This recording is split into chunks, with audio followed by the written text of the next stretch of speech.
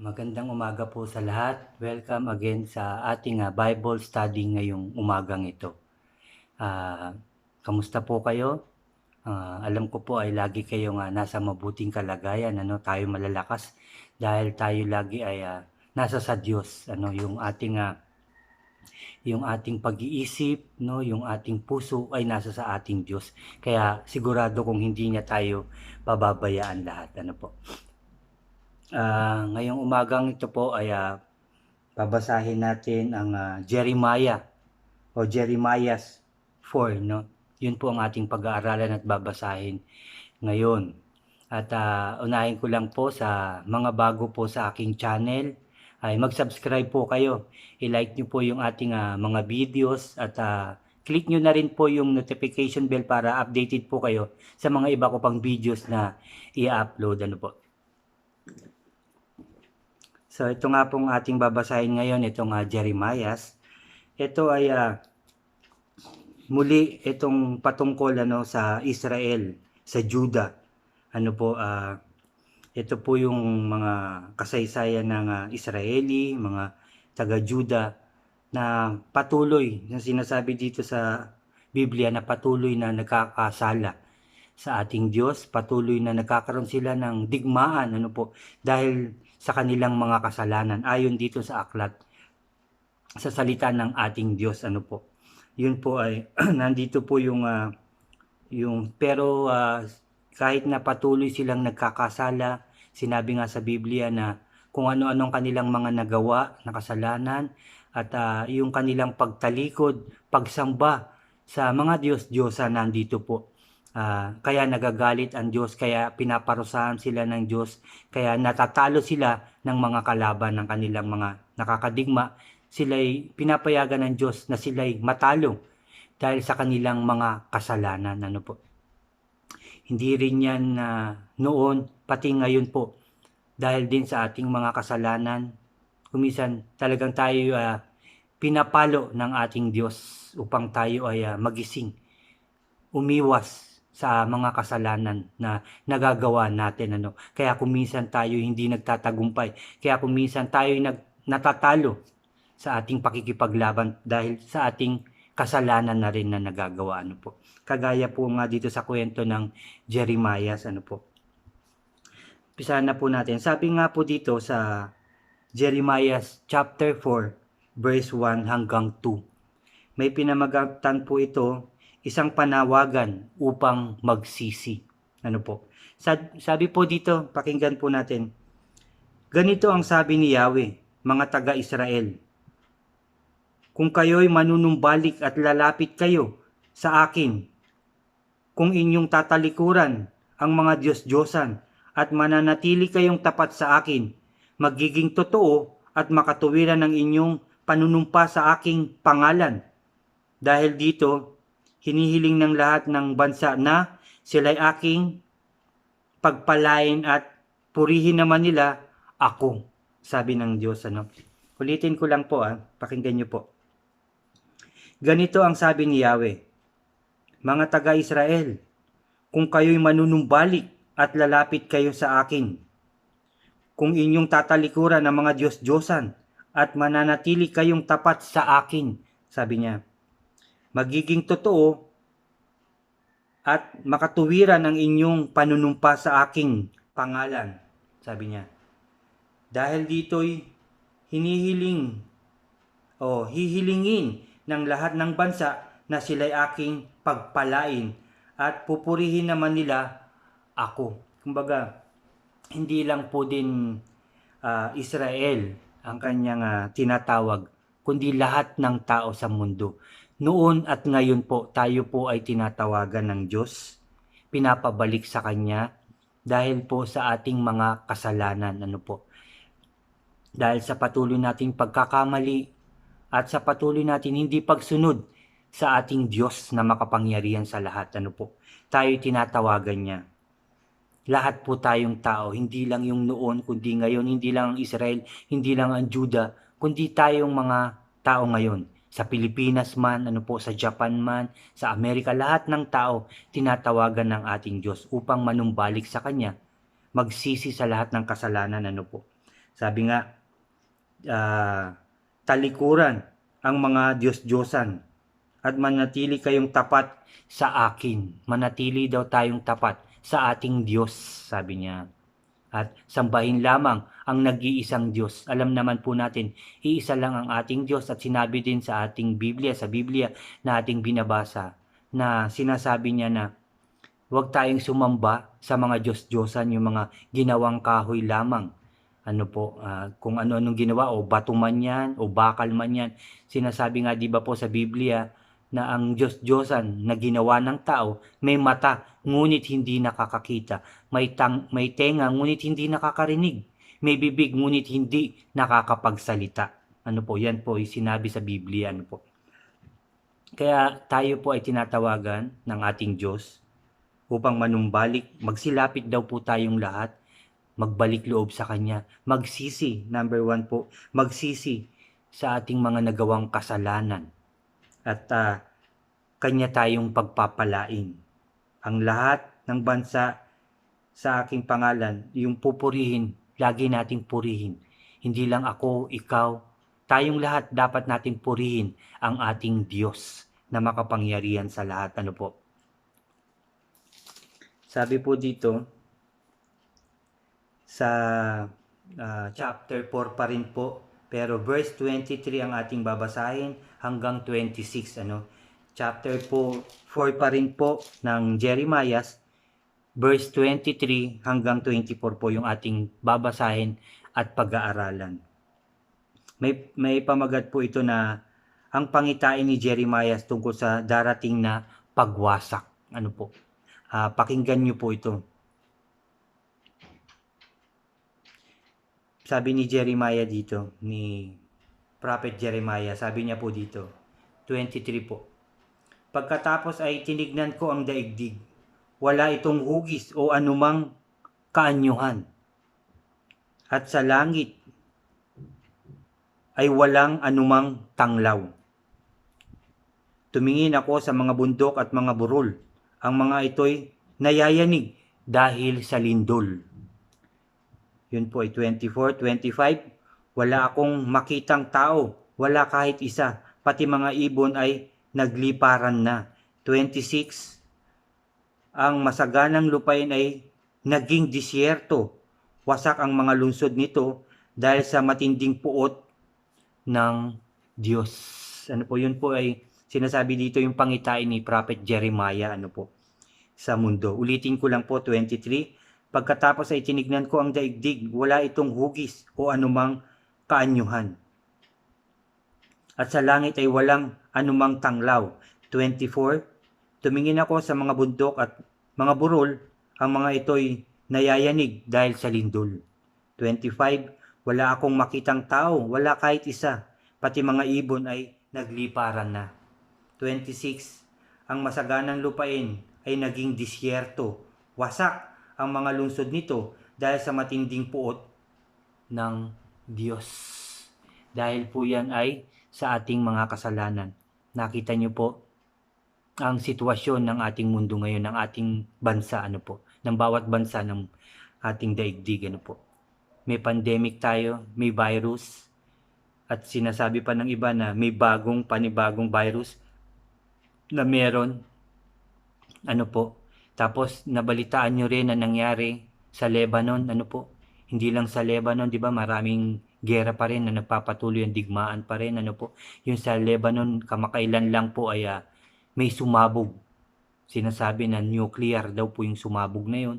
At marami pong namatay, marami pong nasaktan. Daan-daan po ang nasaktan na tao, Tingnan niyo po yung nangyayaring yun. At pwede nating sabihin na kapabayaan yun ng tao, kaya nangyari yun sa kanilang mga kung ano-anong mga naiisip na bagay, na pamamaraan, Siyempre, bakit mo ba ginawa ang nuclear? Bakit mo ba ginawa ang isang bomb o bomba, o isang armas na malakas? Para saan ba yun?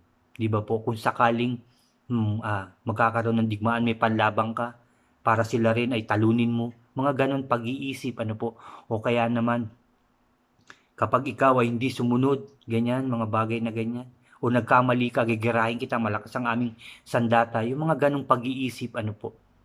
Kaya po, nagkakaganon ang ating bansa o ang bawat bansa o ang ating mundo, nagkakaroon ng ganyang gulo, biglang pagsabog, biglang pagyanig. Ano po, kagaya ng virus na yan, di ba po, kung ano-anong mga spekulasyon, yung mga sinabi, kapabayaan, sumingaw, ano po, or ginamit talaga yan para talunin o matakot ang ibang bansa, ano po, yung mga ganong klaseng pag-iisip, kaya po napupuot, nagagalit ang ating Diyos. Kaya nga sabi ni Jeremiah, para yung sa kanyang pangitain, nakita niya na wala ng hugis. Wala ng hugis, ano po, walang tao. Nakakatakot po kung iisipin yun. Ano po, dahil sabi nga dito sa 26, di ba po, ang masaganang lupain ay naging disyerto. Wasak ang mga lungsod nito.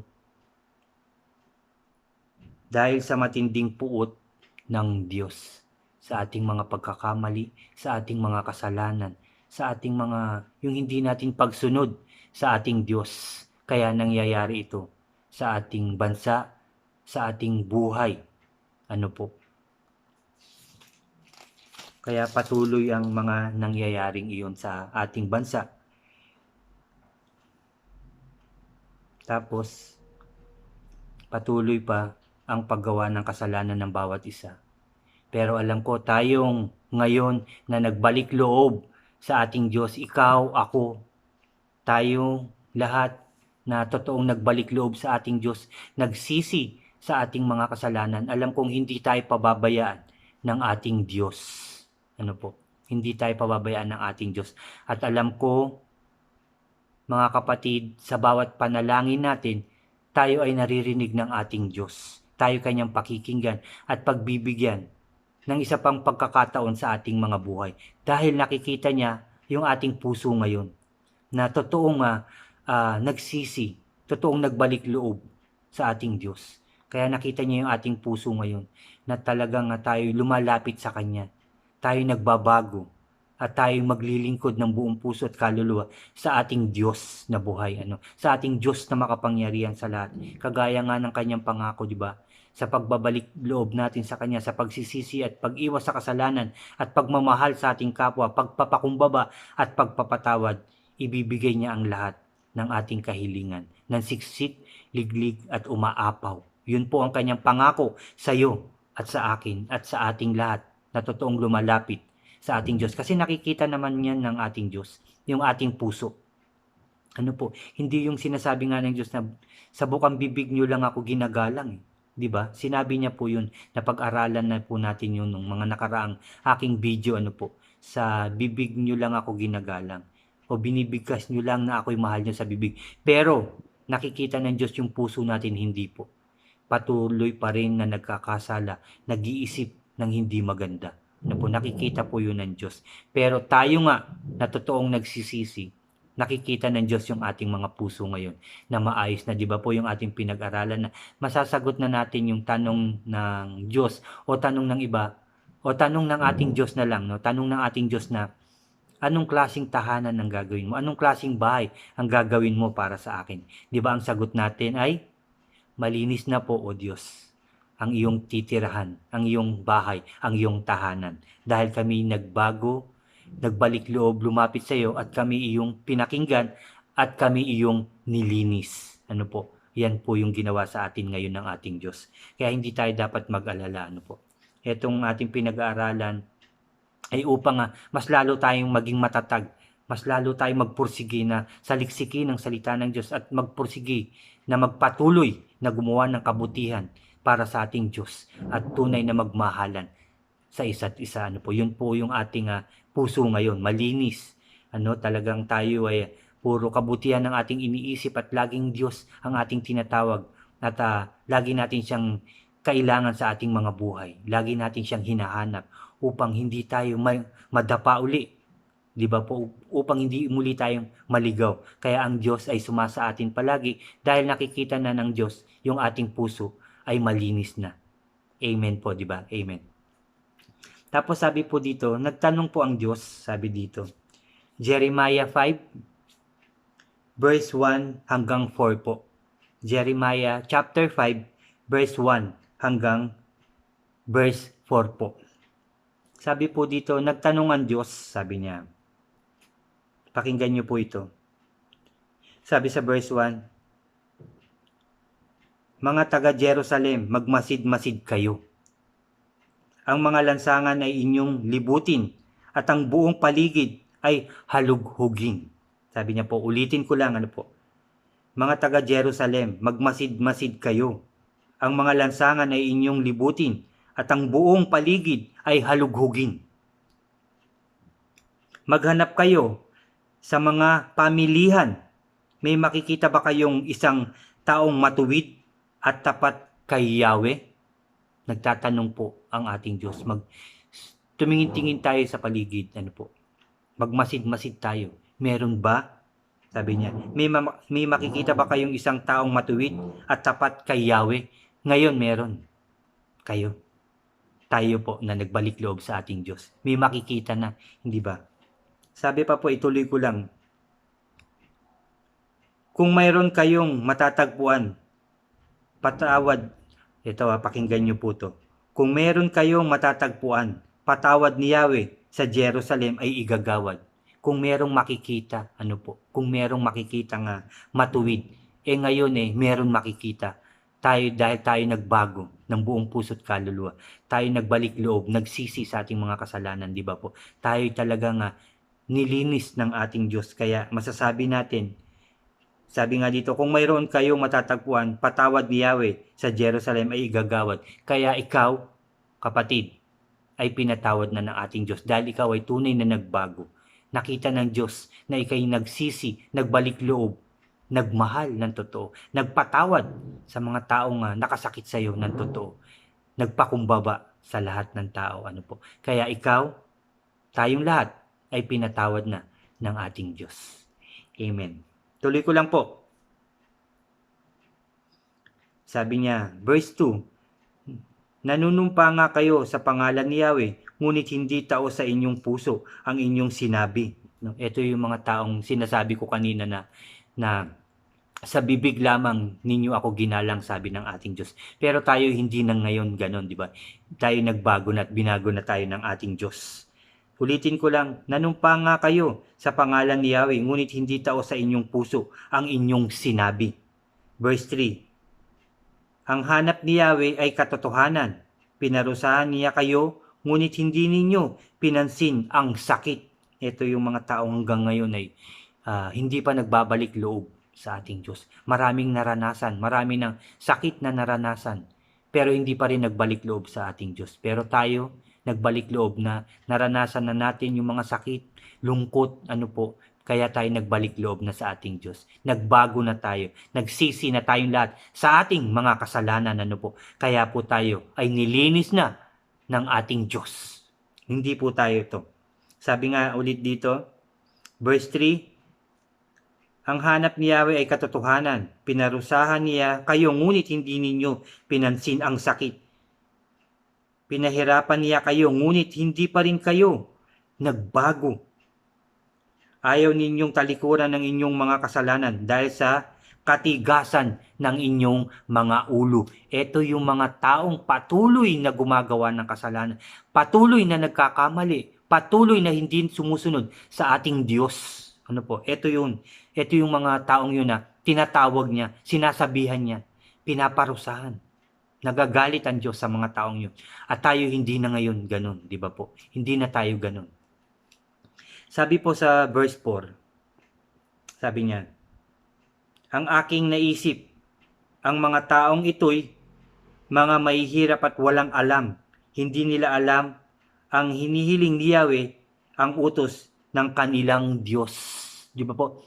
Kasi, di ba po, patuloy niya tayong tinatawagan. Patuloy niya tinatawagan yung mga kasalanan. Manumpa kayo hindi lang sa bibig, di ba po, sabi niya. Pansinin niyo. Di ba sabi nga dito, hindi niyo pinansin yung sakit. Pinahirapan niya kayo, ngunit hindi pa rin kayo nagbago. Di ba po? Ito yun eh. Kaya sabi niya dito, hindi nila alam ang hiniling ni Yahweh, ang utos ng kanilang Diyos. Diyos po, hindi tao ang humihiling nun na tayo'y magbago. Tayo magpakalinis, tayo magpatawad, tayo magmahal, magpakumbaba. Hindi po tao ang humihiling nun. Hindi po sinabi, oy, magbago ka na. Bakit ikaw? Pwede mo sabihin, nagbago ka na ba? Uy, wag mong gawin yan. Bakit ikaw? Hindi mo ba yan ginagawa? Makasalanan ka. Bakit ikaw? Hindi ka ba makasalanan? Hindi ba po? Kaya hindi po tao ang dapat magsabi nun. Kundi ang Diyos na nagsasabi sa atin na tayo'y magbago. Nandito po. Nandito po sa kanyang salita. Ang kanyang mga sinasabi. Kaya, excuse me po, kaya po yung mga taong naglilingkod sa ating Diyos ng totoo, na galing puso't kaluluwa, yung mga pastors na totoong naglilingkod, ano po, pakinggan din po natin sila. Dahil ang kanilang sinasabi ay nanggaling din sa salita ng ating Diyos. Pero kung yun ay nakikita mong isang tao na makasalanan, at sasabihan kanya, uy, magbago ka na. Magbago ka na rin. Di ba po? Pero kung yung taong yun ay nakikita natin na maayos naman ang kanyang pamumuhay, na naglilingkod ng totoo sa ating Diyos, kagaya ng mga pastor na totoo nga, mabuti, malinis ang puso na naglilingkod sa ating Diyos, marapat din sila ay ating pakinggan dahil sila rin ay tagasunod ng ating Diyos, tagapagsalita ng ating Diyos, naglilingkod sa ating Diyos. Kaya pwede nyo rin po silang pakinggan. Pwede natin silang pakinggan. Ano po? At isa puso yung kanilang sinasabi dahil galing din sa salita ng Diyos yung kanilang sinasabi at hinahayag at itinuturo sa ating lahat. Ano po? Kaya dapat din natin silang pakinggan. Pero ulitin ko lang, kung makasalanan naman yung nagsasabi, kung ako'y gusto mong magbago, dapat ikaw rin ay magbago. At kung gusto mong magbago, halika, sumama ka. Makinig tayo at magbasa ng salita ng Diyos. Pwede natin silang yayain ng ganun. Di ba po? Nayaya pa natin sila upang sila'y maligtas. Ang kanilang kaluluwa ay maliligtas din. Nakagaya natin at makakabahagi din sila ng pagpapala na ibinibigay sa atin ng ating Diyos dahil tayo nagbalik loob na sa ating makapangyarihang Diyos. Ano po? Kaya hindi tayo, ito yung tinatawag na tayo matigas ang ulo. Di ba po? Yung sakit, hindi natin pinansin, binaliwala natin. Hindi tayo ganun. Nagbago na tayo. Inayos na tayo. Nilinis na tayo ng ating Diyos. Di ba? Kaya hindi tayo to. Kaya ito ay pwede natin sabihin din doon sa mga taong bago pa lang na nakakakilala sa ating Diyos. O yung alam natin na gusto nating, o mahal natin talaga sa ating buhay, kamag-anak, kaibigan, na mahal natin siya, tawagin din natin sila. Huwag natin silang pabayaan maging matigas ang ulo. Huwag natin pabayaan na yung sakit baliwalain lang nila. Di ba po? Kailangan nilang ma-relieve din, mabago din, maiayos din ang kanilang puso't isipan, yung kanilang buhay, yung kanilang kaluluwa. Kailangan din maging maayos at malinis. Di ba? Kagaya ng paglilinis din ng ating Diyos.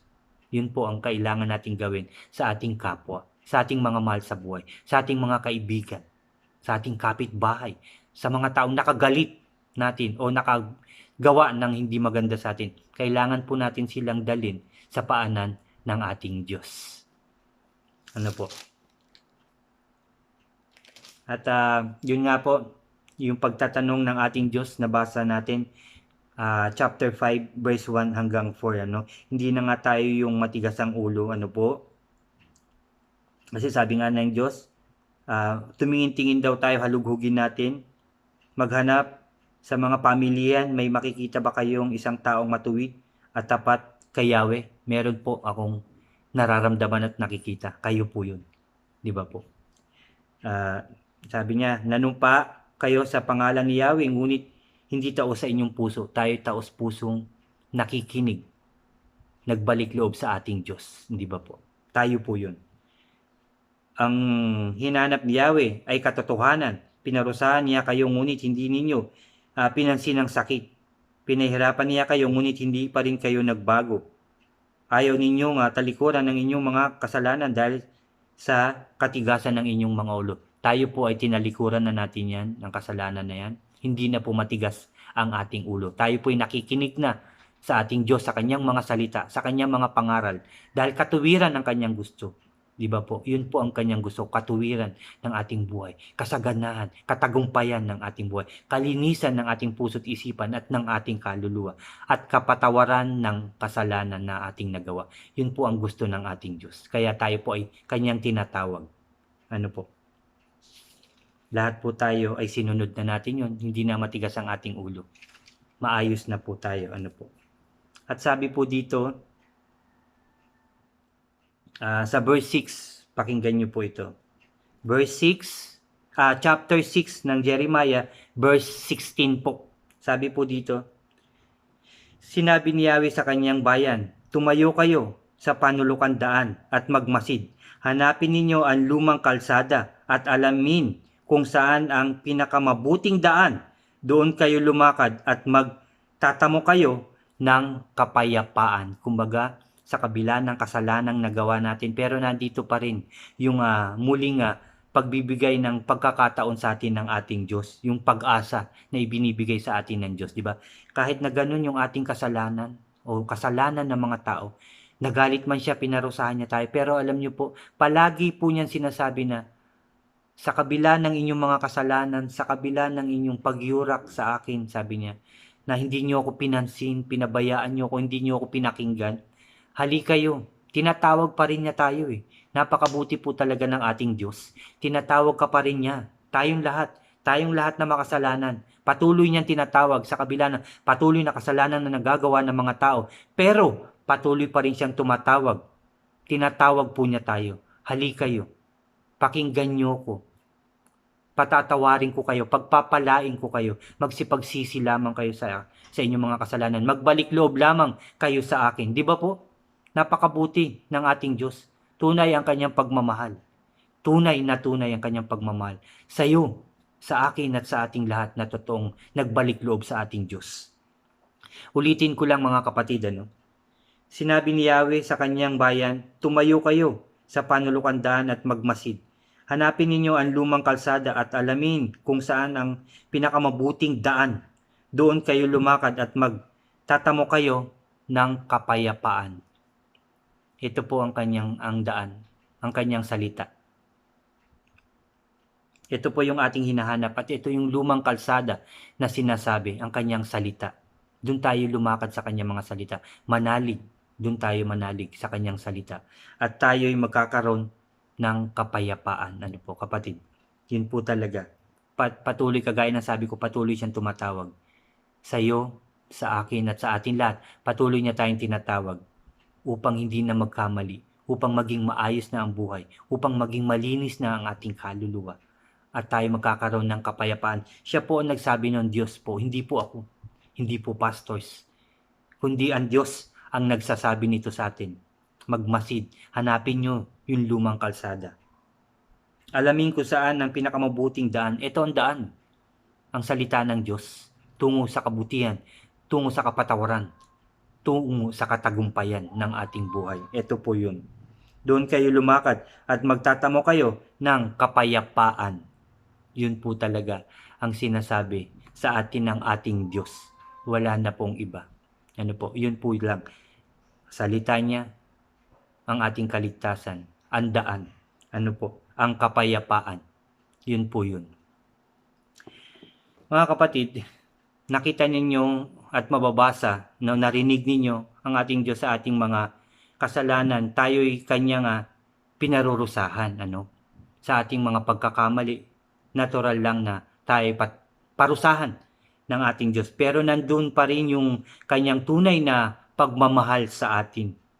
Sa ating lahat, sa iyo at sa akin. Nandun yung kanyang tunay na pagmamahal. Kaya patuloy niya tayong tinatawagan, pinapalapit sa kanya. Binibigyan muli ng isang pagkakataon sa ating mga buhay upang mabago ang lahat, upang tayo muli ay magtagumpay sa ating mga buhay, upang magkaroon ng kasiyahan, kapayapaan, kaligayahan, katagumpayan sa bawat buhay. Napakabuti po ng ating Diyos sa ating lahat. Sa kabila, kagaya ng sinabi ko, sa kabila ng kasalanan natin, patuloy niya pa rin tayong pinapatawad at tinatawag upang magbalik loob sa Kanya. Tunay ang pagmamahal ng ating Diyos sa iyo, kapatid, sa akin. Kaya I pray, mga kapatid, na totoo ang ating pagbabago. Habang tayo nabubuhay, patuloy tayong magbabago, lalapit sa ating Diyos. At higit sa lahat, i-share din natin yung kanyang mga salita upang sila rin ay makabahagi ng katagumpayan kaligayahan, kapayapaan, at biyaya ng ating Diyos na ibinibigay sa mga taong totoong nagbabago, ay makabahagi din sila upang ang kanilang biyaya din ay matamo at matanggap ng siksik, liglig at umaapaw. Yun po ang aking panalangin sa iyo, sa akin, sa aking mga mahal sa buhay, sa ating mga mahal sa buhay, sa ating lahat, sa buong mundo. Yun ang ating panalangin na totoong magbalik loob sa ating Diyos ng buong puso at kaluluwa upang magtagumpay din sila, makabahagi sa pagpapala at kapatawaran ng ating Diyos. Salamat po sa inyong pagsama sa aking Bible reading o Bible study na naman sa ating ngayong umagang ito. Salamat po talaga. No? At muli, samahan niyo po ulit ako. Lalapit po ulit tayo sa ating Diyos at magpapasalamat dahil sa katagumpayan ng ating gawain ngayon.